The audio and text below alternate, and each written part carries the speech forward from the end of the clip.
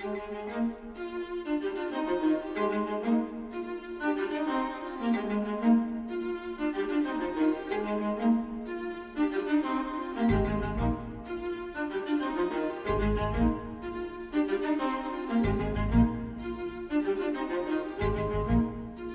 premièrement, au départ, quand j'ai entendu prix concours, j'ai mis en parallèle conneries.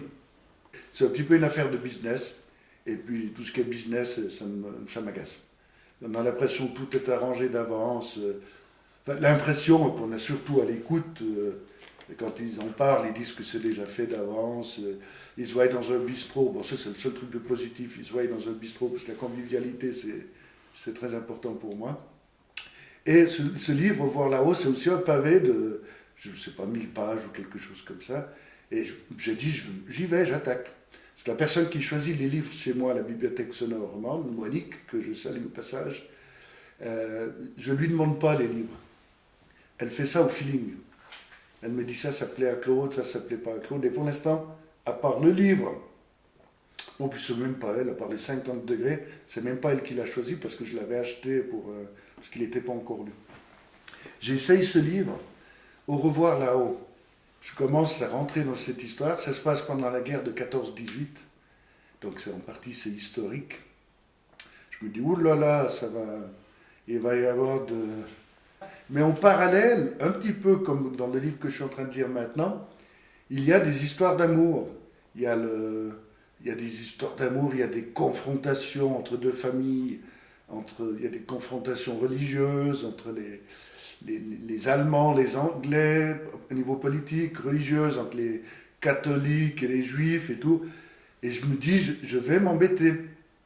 Et en fait, je suis rentré dans l'histoire. Et c'est vrai qu'un livre, si on rentre pas dans l'histoire dans les 100 premières pages, si c'est un pavé de 1200, ça ne veut pas aller.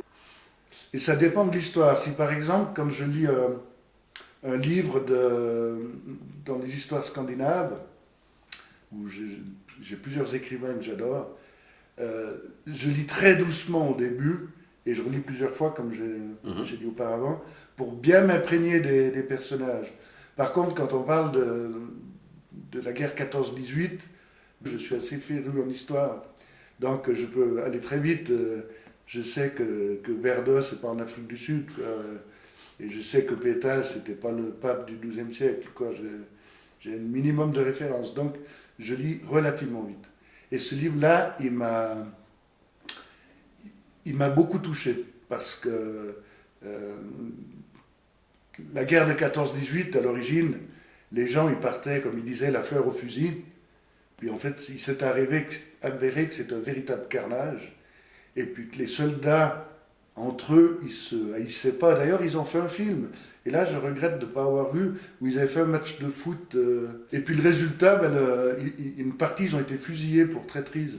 Alors je trouvais ça scandaleux, alors qu'en fait, ils dormaient sur les morts. Ils dormaient sur les morts, ils dormaient dans la boue, ils dormaient dans les excréments et tout. Ils n'avaient rien à manger et tout, c'était une horreur. Et là, il arrive à transcrire l'horreur avec des mots qui sont humains. Et c'est ça qui m'a beaucoup touché. Et d'ailleurs, je conseille de lire Au revoir là-haut, parce que c'est, contrairement à ce que je pensais des prix concours, c'est un livre qui est hors du commun, et c'est un écrivain, il a fait d'autres livres aussi, qui sont un peu plus durs. Mais d'ailleurs, ces polars sont excellents. Mais je veux dire, il faut s'accrocher. Hein. Alors de temps en temps, on discute un tout petit peu, et puis je dis, bah, écoute, c'est Pierre Lemaître, il est vraiment bon. Elle m'a dit, écoute, j'ai 3 polars, là, ça va te plaire. Et ça m'a plu, et j'ai lu.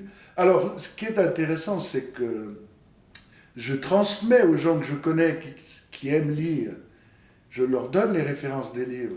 Donc en fait, Françoise, pour revenir à Françoise la libraire, elle ne le sait pas forcément, mais elle vend beaucoup de livres grâce à moi, parce que je dis, bah, écoute, il faut lire Au revoir là-haut, il faut lire ça, il faut lire ça.